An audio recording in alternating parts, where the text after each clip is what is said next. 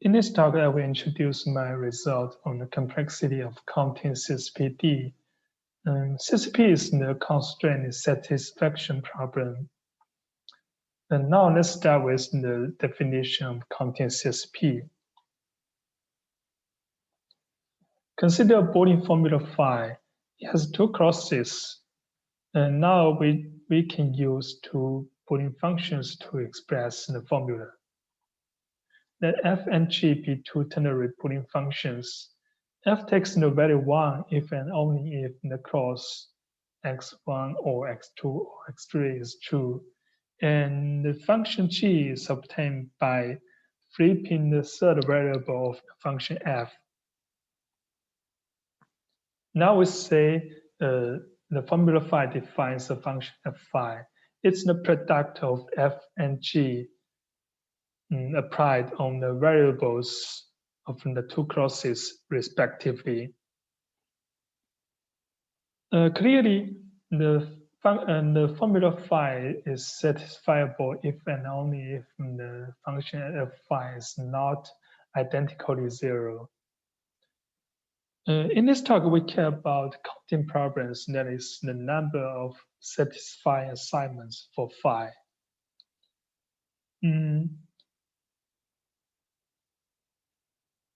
This is an example showing that we can use functions to express various constraints. In fact, to express weighted constraints, we can allow the functions to be real or complex valued. When we talk about the functions, we always fix finite domain D, and the function of array k is a map from D to the k to the complex numbers. Now we define the counting CSP. Let F be a finite set of functions. We denote the following problem by Shanghai counting CSPF. An instance I has n variables and n constraints. Each constraint is a function from f applied on a tuple of variables. And these variables are not necessarily different. Now we say the instance defines a function fi. And it's the product of all these constraints. And the output of this problem is the partition function. It's the sum over all variable sum assignments. Intuitively, if you want to compute such a sum, the structure, the function fi must have a very nice structure.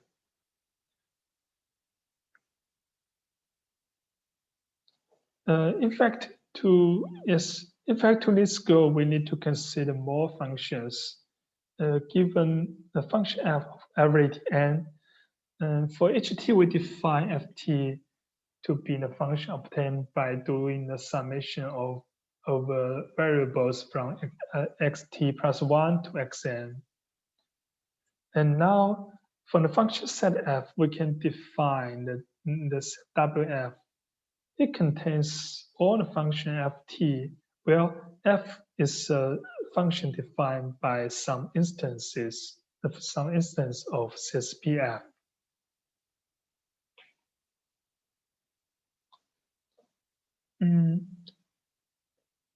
Tsai and Chen prove a dichotomy theorem for counting CSPF. That is, for any function set f, the problem CSPF just is in polynomial time if wf satisfies the three conditions. Otherwise, the problem shall be hard. Here we do not need to introduce the three conditions.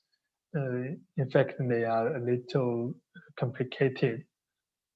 Roughly speaking, the three conditions will require every function in the set wf to be well structured, such that there is an algorithm to compute the partition function efficiently.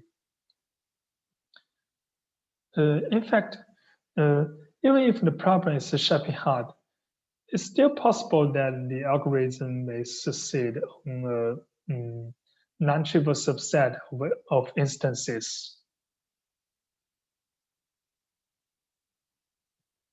Now we introduce CSPD. Here D is a positive integer.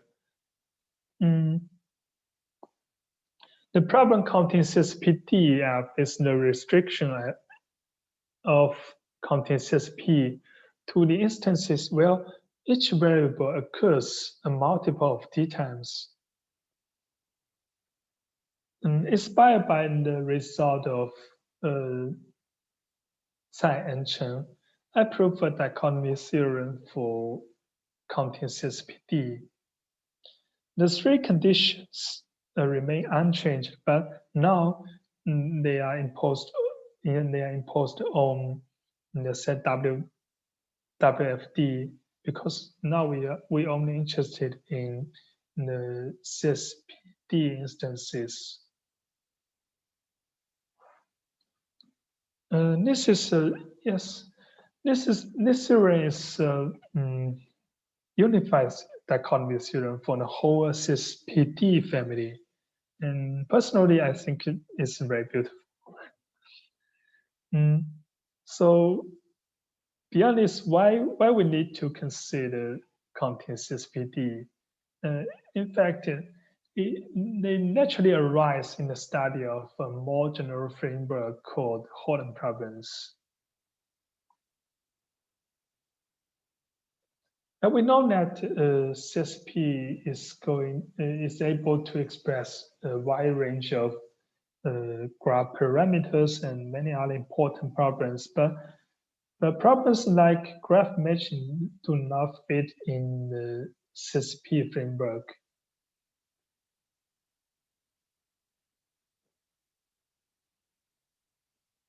Now we consider the matching problem. Given graph G, a subset of edges is a matching if each vertex has at most one incident edge in the set. So an edge is in or not in a matching, so they can be viewed as Boolean variables. A vertex can be viewed as a Boolean function. The function takes the value 1 if at most one instant edge is not 0. In CSP, we allow variables to appear arbitrarily many times, right? But to express the matching problem, we only need the instances where each variable appears exactly twice.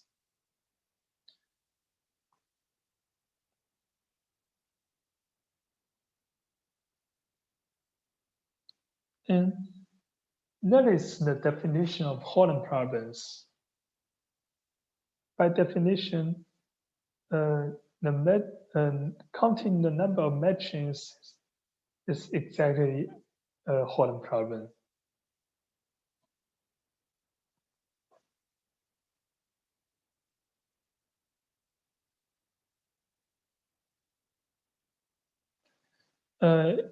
For function set f, clearly Holant f is the subproblem of the problem CSPF. But at the same time, we can express counting CSP by adding EQ function. The function EQ is used to simulate variables in constraint satisfaction. So the Holant framework is more expressive.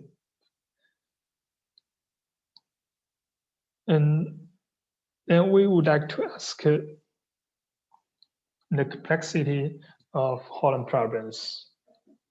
In fact, the dichotomy theorem for Holant problems remains open even on the Boolean domain.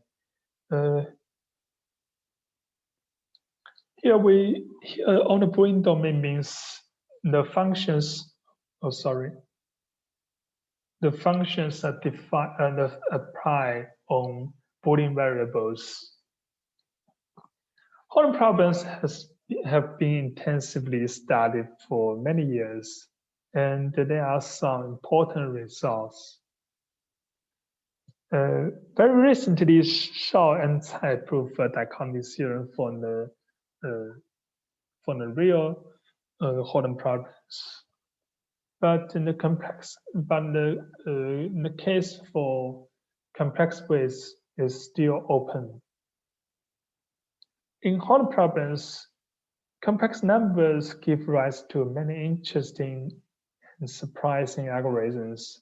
Also, the connections between some problems require complex linear transformations.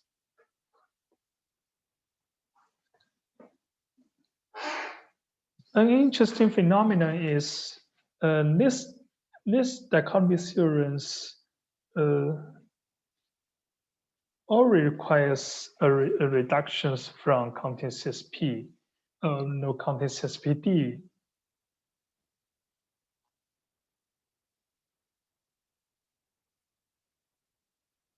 In fact, sometimes it's easy to reduce from counting CSPD. Sometimes we need to reduce from some other problems like matchings. So it's very important to understand the complexity of counting CSPD, and this is the motivation of this work.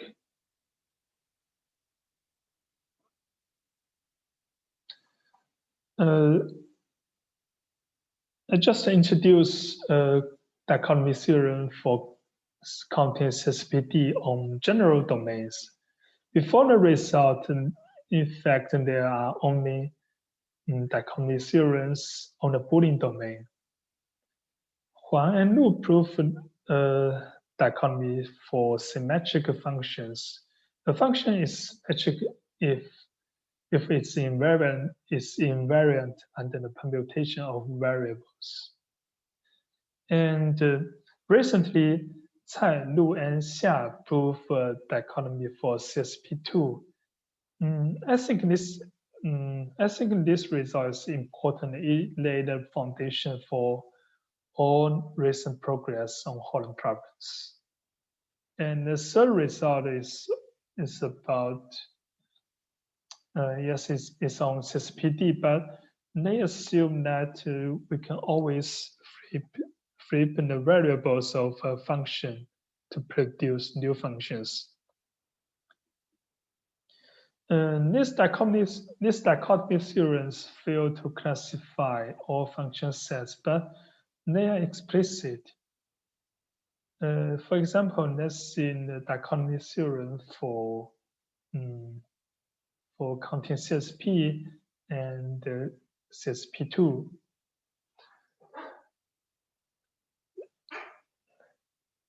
The criteria are explicit, so given a function set f, you can decide quickly whether the problem is in polynomial time or not.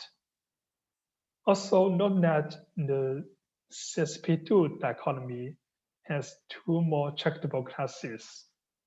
The proof of this dichotomy is complicated because the functions in the class L has intricate structures. In my opinion, I think it will be more difficult to derive such criteria for counting CSPD.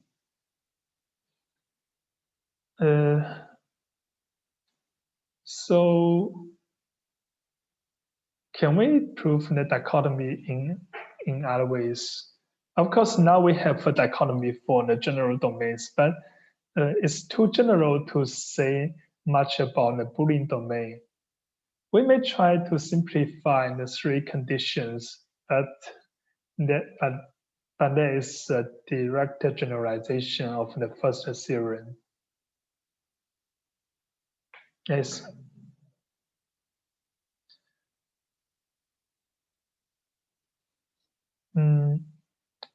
For any function set f, here we these functions are all on the Boolean domain. Since PDF is Shaping hardness, every function in WFD is product type, or every function in WFD is a phi. Again, this is a dichotomy for the whole CSPD family. It shows that essentially there are only two checkable classes, the class L and the class AF disappeared, yes, in the following dichotomy. The statement is very different from CSP2 and very different from the existing dichotomies for Holant problems. By the way, the proof is very simple. Of course, it is built on the CSP dichotomy.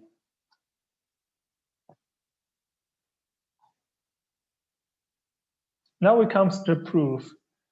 In fact, the techniques are very simple and standard. The key point is to realize that we can do the classification in a different level or in a different perspective. And in the following, I will talk about the proof of the dichotomy on general domains. First, we consider the algorithmic part. We denote the algorithm for counting CSP by A. An important observation is given a CSPD instance I, the algorithm A starts with the function fi, and it only operates on the functions in WFD. The algorithm may produce new functions by summing over some variables of a function, or just permuting the variables. Moreover, the set WFD is closed under such operations.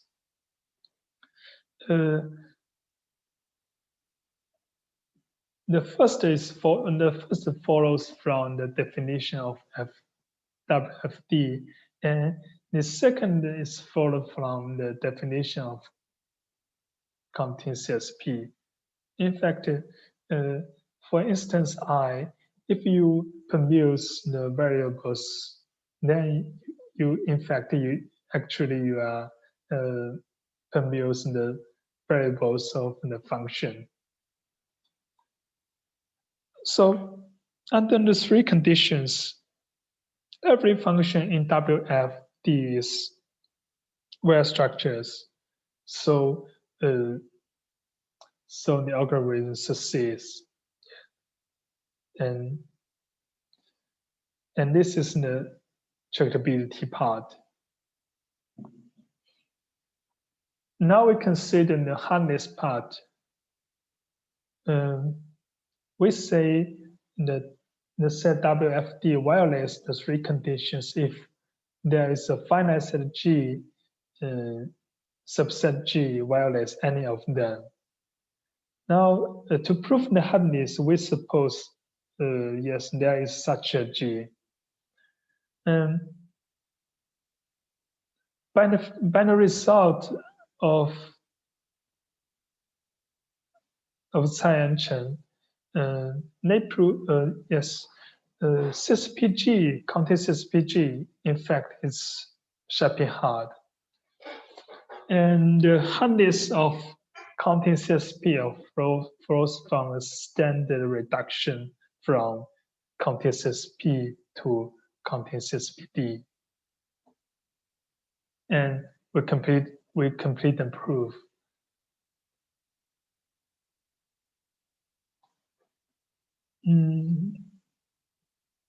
Thanks.